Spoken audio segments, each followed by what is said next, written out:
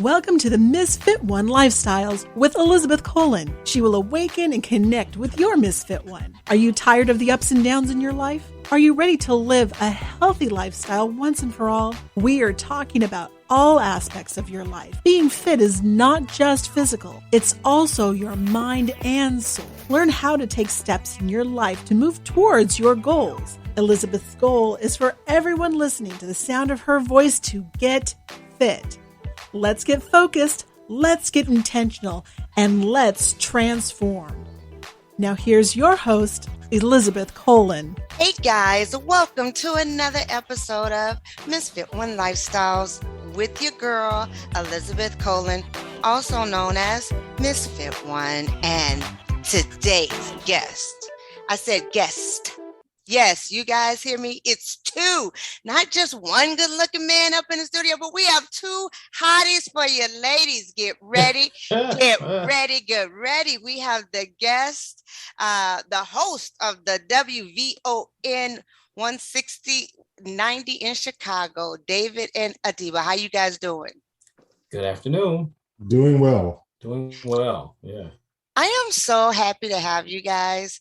Listen, I was just talking to one of you offline saying how I don't understand how people could really stay in Chicago. Like y'all for real live in Chicago. And not only do you live in Chicago, you guys work in Chicago. Like, how is that? Well, and especially with what we do in media, Chicago is the third largest media market in the country. So that lends itself to a lot of opportunity. It's a blessing. It is, huh? Yeah. I didn't know that about Chicago. I learned that recently, that it's a lot of media. And you guys, the show, what is the show called? The Buchanan and Seaton Show. We air Fridays from 3 until 6 Central in the afternoon. Okay, tell us about your show. What is Go your ahead, Dave.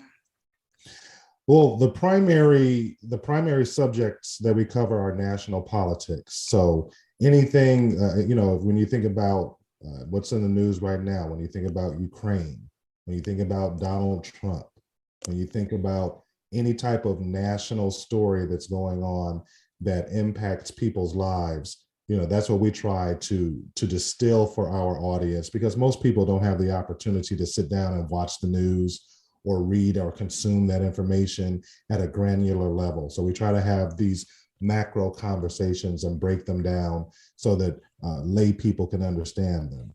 And then we supplement the show with the national politics with stories of national import. So the Ahmaud Arbery story comes to mind, that the three men who were convicted of murdering him, they were also brought up on a federal charge and they were convicted for a federal hate crime. So we try to, again, discuss those stories, those types of stories that have social impact as well. Wow. Yeah, that was crazy. All the evidence that they found on them, just, I was like, there's no way it could have been an accident, or we thought he was doing something. Like, y'all was hunting, my friend. Y'all were hunting. So, it's important for us to be informed. And I thank you guys for doing that, because it is very hard to digest sometimes when it's coming from people that don't look like us, if that makes sense. Yeah, absolutely. And that's kind of what we, pride ourselves on, is being able to talk about those subjects coming from people that look like us, but we're doing it with at least the same quality or better than what you're going to find on any of the major networks. So there will be no diminishing of quality because you're listening to a Black show. And we pride ourselves on that tremendously. I love it. I love it. I love it. You guys also talk about the arts and the culture in general. Isn't that correct? Yeah, absolutely. I mean, the show does, we have a 3-hour slot, and in that 3 hours, we get to go all over the place. So we start with national politics, then we might go speak about something of social justice. We oftentimes talk about things that are related to financial matters, how to improve your credit, how to buy a home. And then we highlight small business owners as well. And then there's also musical artists. We not long ago interviewed Anthony Hamilton, Lenny Williams, Shirley Murdoch. So it's all over the place, and people pretty much love the format. So how can we listen to you guys? We have three different ways that you can, well, actually I guess I would have to be honest and say there are more than three, but definitely if you're in the local Chicago market, you can listen on your AM dial at 1690 AM. You also have the ability to listen to the show because it simulcasts on iHeartRadio. So you can listen to that anywhere in the world. You can also go to www.wvon.com. So you can listen right on the website. And then fourth, I guess you can listen on Facebook. We oftentimes will, we've added a video component to the show this year so that you can interact. You can see us in the studio. You can type in questions if that's your preferred medium. So we've pretty much got it all covered. Very, very cool. So let me ask you this. You guys are both very well spoken, so smart, and because you said it best, you know, we want to support us, but if it's like, what's up, man, or this, that, all whole time, and it's just all BS, you don't want to watch it because you feel as though you're getting less of the information that's out there. So it is really, really good to hear that you guys are giving us the facts and giving it to us in a way that, like you said before, we can digest it, you know. But let me ask you, I'm gonna start with you first, David. How did you get into this industry? Interesting story. Atiba and I have been friends since junior high school. We actually met in the 7th grade. No way. So we were friends, right? Friends throughout junior high school, friends throughout high school. And then when we became adults, we would just always find ourselves on the phone discussing whatever was going on. As a matter of fact, we've started having our most robust political conversations during the Bush years, during you know, soon after 9/11. And we would just find ourselves on the phone either debating or dissecting whatever type of story. And then soon after that, Atiba went to the Illinois Broadcasting. It's now called Illinois Media Center, but back then it was called Illinois Center for Broadcasting. Yeah. Okay. I always mess that up. So don't worry about it. So Atiba went and got his certification there. He was working at several radio stations in the Chicago market. And he approached me about doing a show because we both kind of had the epiphany that, wow, we're having all of these really in-depth, robust conversations, but no one gets to hear them. So so Atiba spearheaded. We started off on a blog talk radio, and we did that. So Atiba asked me to join him, and also our producer Breon Jones, where all three of us went to high school together. So cool. So yeah, we started on Blog Talk Radio, and then it continued to evolve. We went to this other platform that was Facebook based, and because of the relationship that our producer had with WVON in his professional past, we had the opportunity to go there and launch our product, and it's being well received. And then we in January of this year migrated to that 3 to 6 p.m. slot. Wow, that's a good time slot too. That's when people are either driving home from work, getting in their cars, picking up kids. Exactly. That's a good time. Yeah, that's a good time slot. Now that is pretty cool to say that y'all been knowing each other since 7th grade. Yep. Absolutely. That's so phenomenal. And there's a lot more history other than radio in that. There's so many other things that we've worked together. We went in the mortgage business together. We've sang semi-professionally together. There's a lot of history there. Oh, wait. So y'all sing too? David more so than me. Atiba is the singer in the family.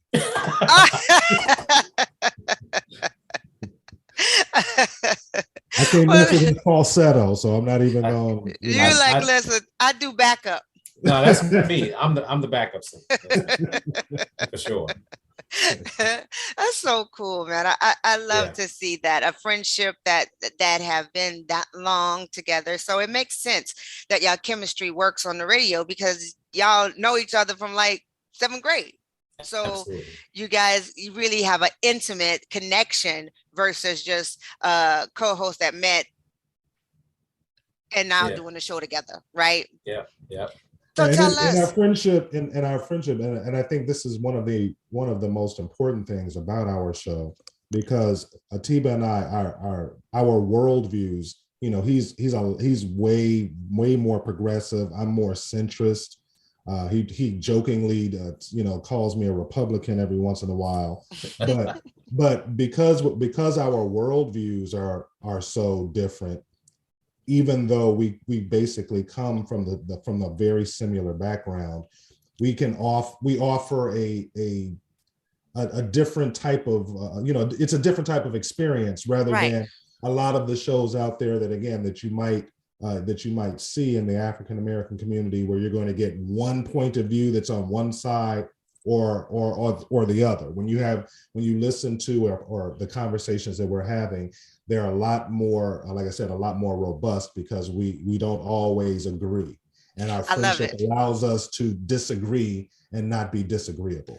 That's exactly what I was about to say. So that's why you can have those candid conversations and then be like, all right, see you later, man. Like, you know, it's all good. Cause me, Exactly. I'm a hold a grudge. I'm mad all the time. I'm like, I don't even say anything you have to say. I'm like, yeah, you know, but that's true, because you guys do have that connection, that bond, that you can be honest and tell it, and getting a little heated debate about it and not worry about is he gonna talk to me tomorrow? Yeah, absolutely. We've certainly had moments where it's pushed the line, but we don't cross it. And even if we did cross it, we get over it, you know, in no Right. time. So it's fine. But he's right. We definitely have different worldviews. But it makes for an interesting show. I've had people very recently compliment the fact that they love the back and forth, because David has a worldview that a lot of people feel, as do I, and those voices need to be heard. And that's really what the show is about: the magnification of differing and sometimes dissenting voices. Right. And it's needed. Yeah. It is so needed right now. Now tell us, Atiba, how you get started in this industry. Well, I got started in this industry because I hated my job. Oh, So I was, after the mortgage collapse in 2007, I had gone back into bill collections. That's what I had done before mortgages. And so about 3-4 years back into bill collections, I realized there was no way that I'm going to retire doing this. right. And so I asked myself a hard question. I'm in my mid 30s. If I could, you know, at the time, if I could start my life over, if I could hit a reset and really do what I wanted to do, what would it be? And at the time, I always wanted to be a news anchor on television. Oh, okay. Right. Okay. And so there was this school, Illinois Center for Broadcasting, had a 1-year program, very hands-on. They teach you everything about radio and television. So, you know, it's a 2-way program Right. at the time. Now it's a 3-way, because they also teach you how to build an internet profile. And so at the time, I started doing that. So I was working full-time. I was going to school full-time. And that was it. It was about me being able to restart my life. And like David said, from there, once I graduated, I'd done some internships, made some relationships. We started the podcast, and everything went on from there. But yeah, basically started with me being completely disgruntled with my life and needing to make a change. And that's how it went on from there. And in the background of all that, I am still on now dialysis for 13 years. So I was on dialysis, working full time, going to school full time. All of those things were happening simultaneously. Wow. That's, you know, you're like, listen, don't stop, won't stop. Like, I'm gonna make it happen, because Absolutely. it's important, you know, to point out that you said full time.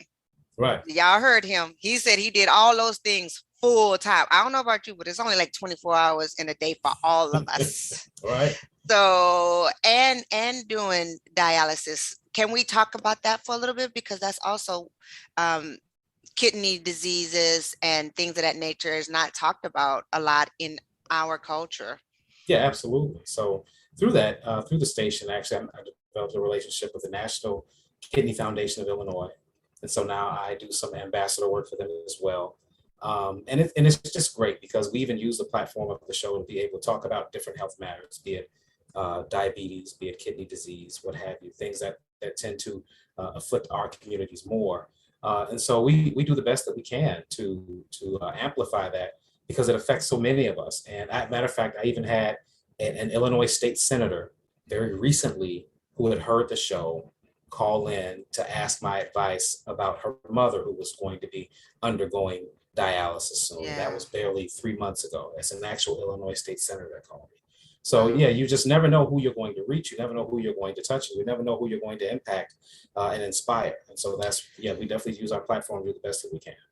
Right. Yeah. And bravo, guys, because, you know, a lot of things that we are afraid of speaking about, like y'all just talking about it, right? Because believe it or not, diabetes, kidney, dialysis, politics, those are some topics that we kind of like shun under the rug. We talk about it only if it hits us in the face, right? When we have to. So it's refreshing to know that you are speaking on these things and it won't be such a shock when they hear it. You know what I mean? If it does come amongst them, it's not like, oh wow, I never heard of this before, kind of moment, because that's how it was for us. You know, my family is pretty healthy, but my husband's mother-in-law had to do dialysis and I had no idea about it. Like, what is that? You know? So, and I was like 48 when I learned that, you know, in mid 40s. So now I'm going to be 50. And so you think about, oh, it took me almost half of my life to hear about it. So when you guys are talking about it to our audience, that's really good to have it out there already. Now, listen, you know, I'm going to talk about y'all eating habits because diabetes and kidney functions and those things are really connected to how we take care of ourselves. So I understand that both of you guys got really good, healthy eating habits. I'll let David articulate that. Well, it's interesting that you even broached that subject because while Atiba is sharing about his dialysis, my mother and my paternal grandmother both had diabetes. My paternal grandmother died when I was in high school, but I remember growing up and seeing her, you know, give herself her insulin shots. Wow. So it was always impressed upon me, I guess, from having those types of early experiences about eating, you know, having a healthy diet. So for myself, you know, like in our house, we always keep those staple vegetables. We always have onion, celery, garlic, you know, green bell pepper. We're always, you know, cooking with those things in our food. Try to stay away from, you know, rice. I don't, for myself, like I don't consume sugar. You know, very, you know, maybe once in a while, you know, I'll get a sweet. Wait, I got to pause right here. So what do you mean when you don't consume sugar? Because sugar is in everything. Sugar's in your vegetables and your peas. Well, I'm talking about white refined bleached sugar. Gotcha. Okay. Yes. Yeah. So no, I don't consume any sugar. I've been very, very diligent about eliminating high fructose corn syrup from my diet, and because again, that's just as bad, if not worse. You know, so again, my wife and I, again, as far as our diets are concerned, we're very, very strict about what we eat, what we don't eat. My mother is living with us, with my wife and me now. She recently had a stroke, and I'm so sorry. so I have to manage the food that's in our household, you know, for her too. Her as well, yeah.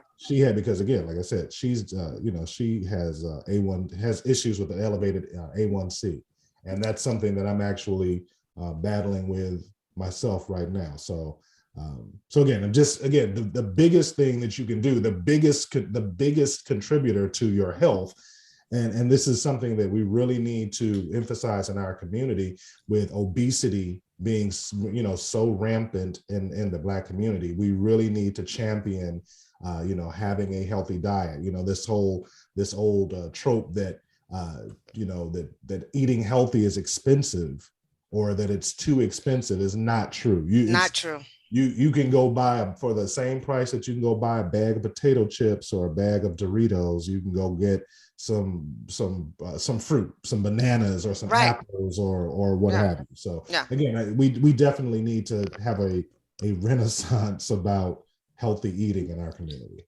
That's for sure, because I've been in this industry a long time in fitness and wellness, and I had lost over 116 pounds over 20 years ago. So I went from like a size 24 to a 00, and I've been a 0 ever since. I never went back. But it took thank God I didn't have any ailments, but I was taking high blood pressure pills, because that's normal, right? All Black people at that age, right? That's what they say, because we pass down our food, we pass down our recipes, we pass down all the things that we eat to cause high blood pressure. That's what was really genetic, is our food, but not the fact of having high blood pressure is not always a genetic thing.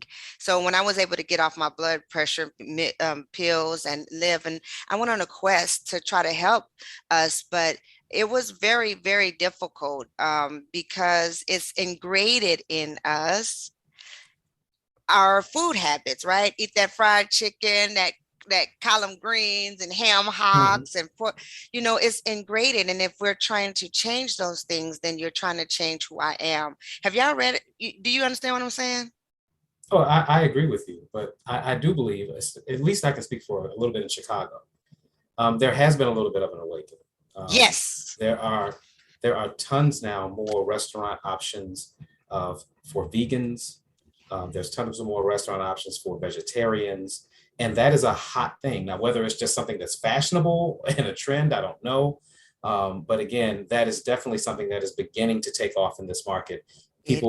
Black people are looking for healthier options. And we see these restaurants popping up in Chicago all the time. We actually, now that I say that out loud, need to have more of them on the show. But it is definitely a thing here, especially in what we call our Bronzeville area.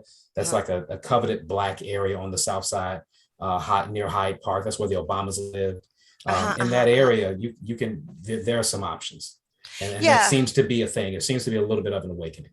It is. That's what I was saying. When I first started, it wasn't. Now it really is. They're trying to make options. KFC even have plant-based. Right. I ate them too. I was like, I'm going just to see what it is. Right. But they really are trying to make an effort. And I think you said it best. It's got to be aware. We have to be aware, right? Because we were taught one thing, and now we can be exposed to so many other different things. So listen, I know you on your point, but again, because Atiba and I had this conversation recently, in addition to the diet, we need to have a hard conversation in the Black community about weight and size. We like you just said, you went down to a size 0.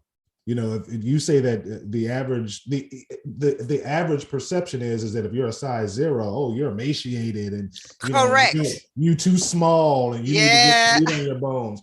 We need to redefine this whole idea of thick in the Black community, because you got a lot of our African American women who are walking around thick, but they're overweight. Yeah. And that's, so again, it's not just the diet, it's that we need to redefine, what is a healthy size. Correct. And very, very good point, David, because I got so much grief for that. Or because I am a size 0, but I'm muscular, right? So when people see a 0, they think of bones and skin. Sure. You ain't seeing no bones on me. I'm slim thick. You know what I'm saying? I'm slim thick. I just want to have some thick in there. I just want to have some thick in there. But what's is very true. We all think of size, and I moved here from California to North Carolina. So, they have a different perspective on thick than we have of thick. Our thick's like a size 4. You know what I'm saying? She Right. thick. Out here it's a size 24. She thick. But the great part of it is it doesn't matter what size you are, because you could be a big girl but still be healthy. Sure. It's all about what is healthy for you. So if you saying you thick, but you can't walk up 3 flights of stairs without stopping, maybe we need to have a discussion about your thickness. Exactly. That's a great point that you raised too, because I agree with David that we probably do need to have that conversation, but there is a balance between what is the size you are versus how fit you are. I'll use myself as an example. In my mid-20s, when I worked, working out for me was about moving massive amounts of weight. Right. And I was a big dude. Most times people saw me, when I was 25 or 24, they'd be like, man, you've been locked up? Were you that was the impression. Right, you was yoked up, locked up. That's the only way you're going to work out. But today, when I work out, my fitness goals are completely and utterly different. Yes. It's about being fit and being able, like you said, to walk up a flight of stairs and not be winded. To have, if I have to briskly run for a moment, I don't have a heart attack afterwards. Right. And so, there are some people who are technically overweight. However, they're completely in shape and fit. Yeah, they're fine. Their heart is healthy. Yeah. Exactly. So we just have to be able to navigate that balance in that conversation. And you're right. And on the other side of that is they got skinny girls who are skinny fat. They can't do nothing. True. It's like, oh my God, girl, you can't, somebody take me, like, you seriously? Like, yeah. So it's fat in all different ways. So, They got skinny fat for real. But listen, this is discussion we can go on and on and on about.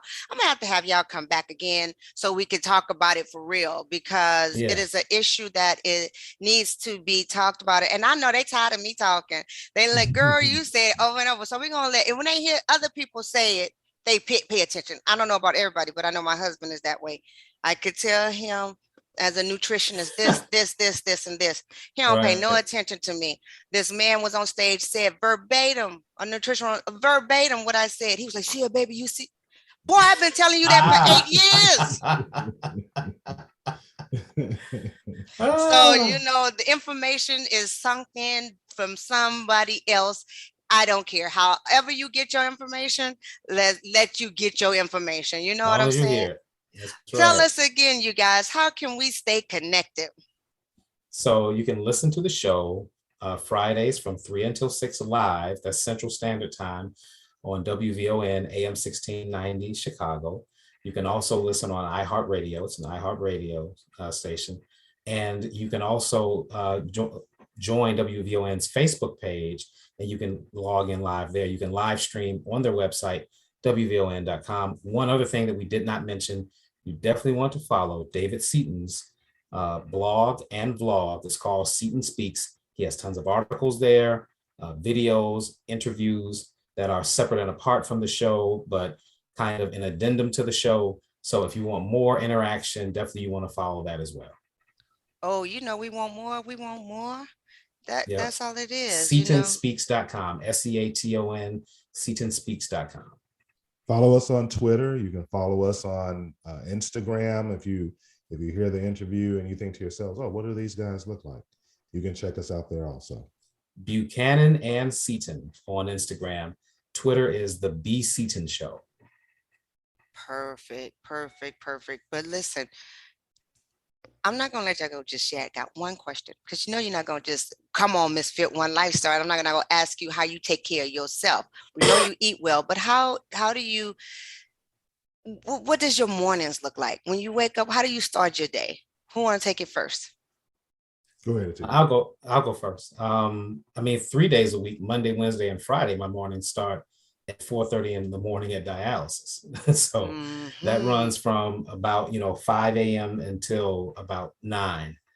And then, after that, I'm eating, recuperating, and then getting ready for the afternoon show that I do Monday through Thursday. I have a different show that I'm on the station Monday through Thursday.